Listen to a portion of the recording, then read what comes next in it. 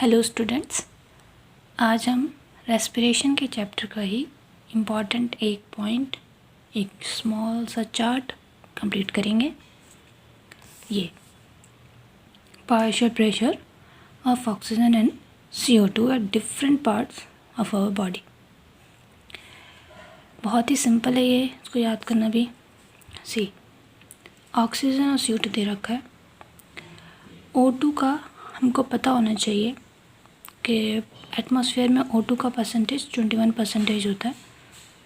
ठीक है, और स्टैंडर्ड जो प्रेशर होता है mmHg के हिसाब से हम देख रहे हैं, तो इस हिसाब से ये कैलकुलेशन करके हम partial pressure of oxygen in atmospheric air निकाल सकते हैं, दैट इज़ 159।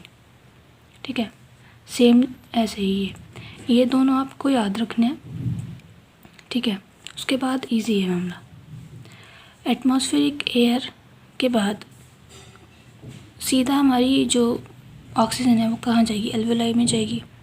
एल्वेलाई में आपको सब पता होना चाहिए कि ऑक्सीजन ज़्यादा होती है CO2 से, तो इसका परसेंटेज आप याद रखेंगे। याद रखने का तरीका है कि 40 होगा या 104 होगा, ये कन्फ्यूजन यही होती है। आपको याद रखना है कि एल्वेलाई में ऑक्सीजन ज़्यादा होगी, तो डायरेक्टली आपको याद आएगा 104।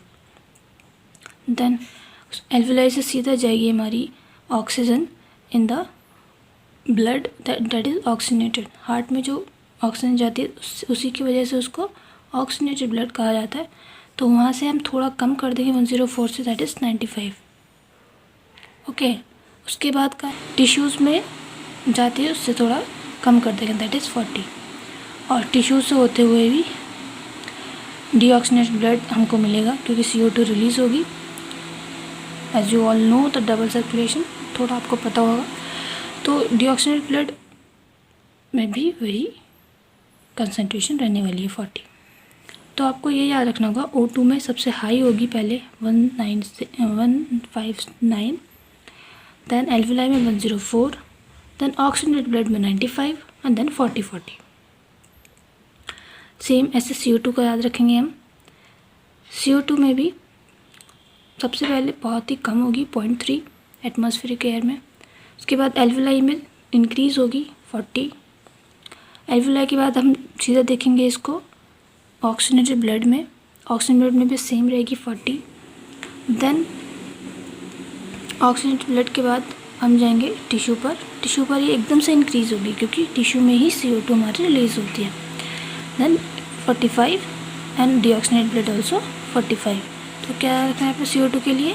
सबसे पहले 0.3 एंड 40, 40, 45, 45। ये ऑर्डर याद रखना है आपको। Atmospheric air, alveoli, oxygenated blood, tissue, deoxygenated blood. जैसे ही डबल सर्कुलेशन का होता है वैसे ही, जैसा कि यहाँ भी दे रखा है डायग्राम में। Okay, see alveoli, oxygenated blood, tissues, deoxygenated blood. See, okay, atmospheric air, alveoli, oxygenated blood, tissues, deoxygenated blood. यही ऑर्डर याद रखना है। उस हिसाब से आप बिल्कुल ईजिली प्रेडिक्ट कर पाएंगे कि कहाँ क्या है। ओके, बहुत ईजी है। O2 के लिए सबसे ज़्यादा, then 104, then 95, then 40। Then here 0.3, then okay, alveoli 40, 45, 45। I hope this is clear. किसी भी ट्रिक के चक्कर में ना पड़े आप, ज़्यादा ट्रिक याद करने की ज़रूरत नहीं। वैसे भी आपको डबल सर्कुलेशन के बाद याद रखना है, तो उस हिसाब से ये भी याद रखें। ये याद रखेंगे तो उसके बाद वैल्यूज़ आप लॉजिकली याद कर सकते हैं कि उस जगह पे ऑक्सीजन ज़्यादा होती है, तो आपको वैसे भी वैल्यूज़ याद होंगी। ये कि आपको यही कन्फ्यूजन होता होगा वहाँ पे 40 होंगी या 45, 95 होता है यहाँ पे 40। तो उस ऑर्डर में आप जब याद कर लेंगे तो it becomes really simple and easy. Thank you.